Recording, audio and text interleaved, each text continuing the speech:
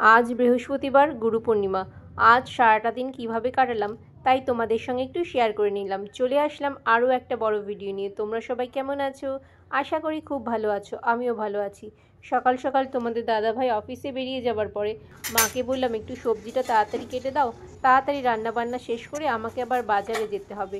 তাই মা বসে গেছিলো চটপট করে কিছু সবজি কেটে দিতে। আজ আমার নিরামিষ, গুরু পূর্ণিমা, তাই বাড়িতে নিরামিষই হবে। আমরা আজকে সবাই নিরামিষ খাবো। আমার সকালবেলা থেকে উপোস আছে আজকে, যতক্ষণ না বই পড়বো, লক্ষ্মীর বই পড়বো, ততক্ষণ আমি উপোস থাকবো। আজ কিছু খাবো না। যাই হোক, নিরামিষ রান্না করছি। নিরামিষ রান্না কী কী করছি তোমাদের একটু বলে দিই। এখানে ডাল করেছি, মুগ ডাল আর পেঁপে দিয়ে সেদ্ধ, পটল ভাজা, ধোকার ডালনা আর আলু ঝিঙে পোস্ত।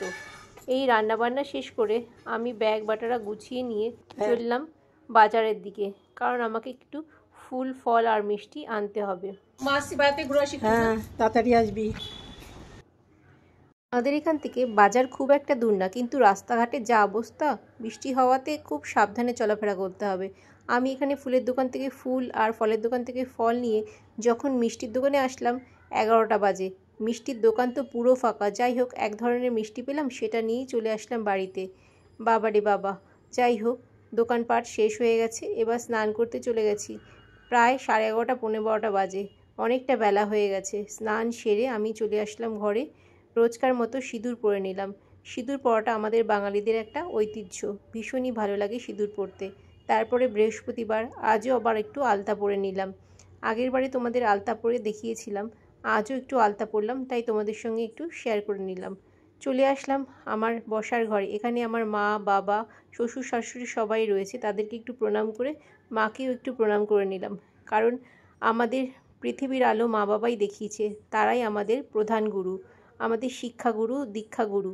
আমার দীক্ষা নেওয়া হয়নি, তাই দীক্ষাগুরু এখনও আমার হয়নি। মা বাবাই আমার কাছে প্রধান শিক্ষা আর দীক্ষাগুরু।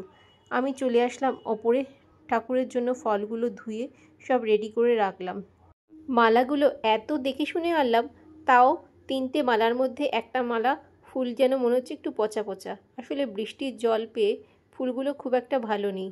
তাও ঠাকুরকে পরিয়ে দিলাম, আর লক্ষ্মীর ঘট পেতে আমি এখানে বসিয়ে দিলাম পুজোর জন্য। আমি এখানে পুজো করা শুরু করেছি। ঠাকুর সকলের মঙ্গল করো, সকলকে ভালো রেখো। বৃহস্পতিবার দিন, গুরু পূর্ণিমা, লক্ষ্মী বই পড়ে আজ আমার ভিডিওটা এখানেই শেষ করলাম। তোমাদের ভিডিওটা কেমন লাগলো জানাতে ভুলো না কিন্তু। দেখা হবে তাহলে অন্য কোনো ভিডিওতে, অন্য কোনো দিন। আজ তাহলে আসি, টাটা।